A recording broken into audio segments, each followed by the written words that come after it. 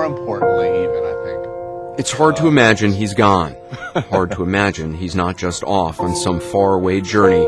Hard to imagine he'll not soon return with new stories to tell, new foods to share. Anthony Bourdain saw the world and experienced life in a way most people never will. In places near and far, he talked and tasted with open mouth and eyes, an open heart and mind. Over the years, when Anthony returned, we would meet up and discuss the places he'd just been, usually at a restaurant table or in a kitchen, where he'd encourage me to expand my limited culinary curiosity. That was a thymus gland. That was a what? A thymus gland. Thymus gland. Where would that be? I think it's somewhere around your neck. Glad I didn't know before I ate it. Why is it called blood sausage? What is it? Because it's made from blood. You know, if it's really good, it's kind of squirty. Actually, that's completely delicious. Anthony loved drinking and eating, tasting the delights of the world, immersing himself in other cultures and countries, bringing the rest of us along on his journey. By the time of his death, Anthony had visited more than 80 countries, many of them multiple times. Even if food was not your passion, Anthony could enthrall you with what he saw and learned in the places he went. And watching your shows, I realize I'm missing out on an entire side of the places that I'm visiting because I'm not experimenting with the food. But people are telling you a story when they give you food.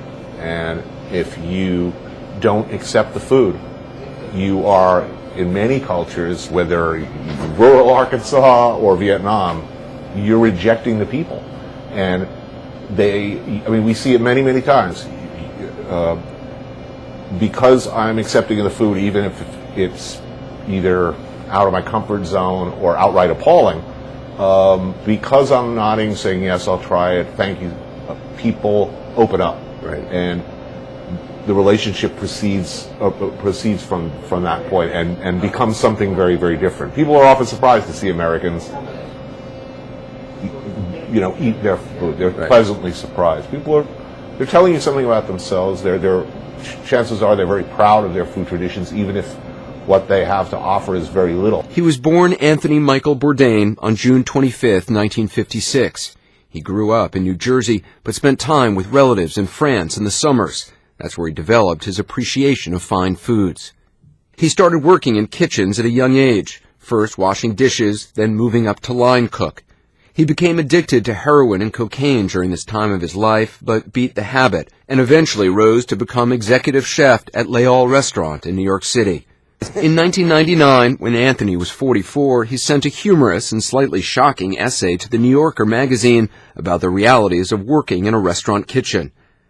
To his surprise, they published it, and that led to his best-selling memoir, Kitchen Confidential, Adventures in the Culinary Underbelly.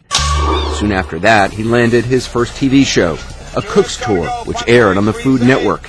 It was the beginning of his rise to fame.